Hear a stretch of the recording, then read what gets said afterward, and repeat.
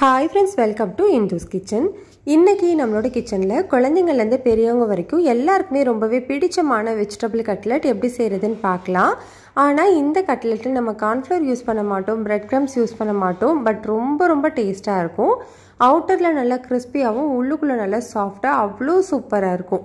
இத சாஸ் கூட வச்சு ட்ரை பண்ணுங்க, டேஸ்ட் ரொம்பவே நல்லா இருக்கும். நீங்க சாஸ் வேணாம் அப்படின்னு நினைச்சீங்கன்னா அப்படியே சாப்பிட்றதுக்கும் ரொம்பவே நல்லா இருக்கும்.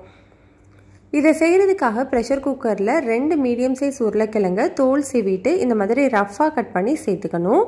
இப்போ இது கூடவே அரை கப் அளவு ஸ்வீட் கார்ன் சேர்த்துக்கலாம். கார்னை இந்த மாதிரி உதுத்து விட்டும் நீங்கள் சேர்த்துக்கலாம், அப்படி இல்லைன்னா பாதி கார்ன் அப்படியே கூட நீங்கள் சேர்த்துக்கலாம். இப்போ இது கூடவே அரை கப் அளவு பச்சை பட்டாணி சேர்த்துக்கணும். பச்சை பட்டாணி நான் ஃப்ரோசன் பச்சை பட்டாணி யூஸ் பண்ணியிருக்கேன். நீங்கள் ஃப்ரெஷ்ஷான பச்சை பட்டாணி வச்சுருந்தீங்கன்னா அது கூட நீங்கள் யூஸ் பண்ணிக்கலாம். இப்போ இது எல்லாத்தையுமே நல்லா கழுவி எடுத்துக்கோங்க. நல்லா கழுவினதுக்கு அப்புறமா இதில் ஒரு 2 கப் அளவு தண்ணி, இதுக்கு தேவையான அளவு உப்பு, ஒரு 3/4 டீஸ்பூன் கல்லுப்பு சேர்த்து ப்ரெஷர் குக்கரில் 2 விசில் வச்சு எடுத்துக்கோங்க. அது வெந்து வர்றதுக்குள்ள ஒரு அரை கப் அளவு அவலை நல்லா கழுவி எடுத்து வச்சுருக்கேன். நீங்கள் திக்கான அவல், தின்னான அவல் எது வேணும்னாலும் நீங்கள் யூஸ் பண்ணிக்கலாம். இப்போ இது கூடவே ஒரு 1/4 கப் அளவு மட்டும் தண்ணி சேர்த்து ஒரு 10 நிமிஷத்துக்கு இதை ஊற வச்சுக்கலாம். இப்போ பாருங்கள், நம்மளுக்கு உருளைக்கிழங்கு, பட்டாணி, கார்ன் எல்லாமே நல்லாவே வெந்து வந்துருச்சு. இந்த தண்ணி எல்லாமே வடிச்சிட்டு இந்த காய்களை மட்டும் அப்படியே ஒரு பவுலில் மாற்றிக்கலாம். மாற்றிட்டு இந்த மாதிரி ஒரு மேஷர் வச்சு நல்லா மசிச்சு விட்டுக்கோங்க. இந்த மாதிரி மசிக்கும் போது தான் நம்மளுக்கு வெஜிடபிள் கட்லெட் ரொம்ப டேஸ்ட்டாக கிடைக்கும். இந்த மாதிரி மசிச்சு தனியாக வச்சுக்கணும்.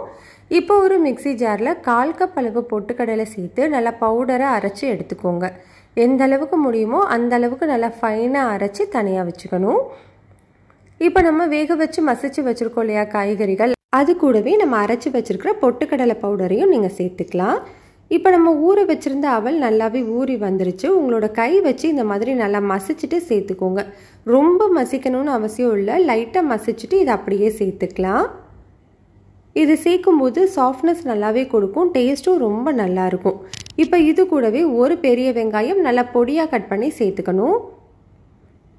லாஸ்ட்டாக இது கூட கொஞ்சமாக கொத்தமல்லியும் சேர்த்துக்கலாம். இப்போது நம்ம மசாலா தூள் எல்லாமே ஆட் பண்ணிக்கலாம். இது கூட ஒரு 1/4 டீஸ்பூன் மஞ்சள் தூள், 1 டீஸ்பூன் காஷ்மீரி மிளகாய் தூள், 1 டீஸ்பூன் பாவ் பாஜி மசாலா, ஒரு 1/4 டீஸ்பூன் அளவு மட்டும் உப்பு.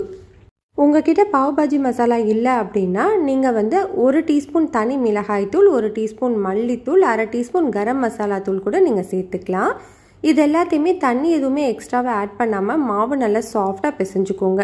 உங்களுக்கு ரொம்ப தண்ணியாக இருக்கிற மாதிரி இருந்ததுன்னா நீங்கள் பொட்டுக்கடலை மாவு கன்சிஸ்டன்சிக்கு ஏற்ற மாதிரி நீங்கள் அட்ஜஸ்ட் பண்ணி சேர்த்துக்கலாம்.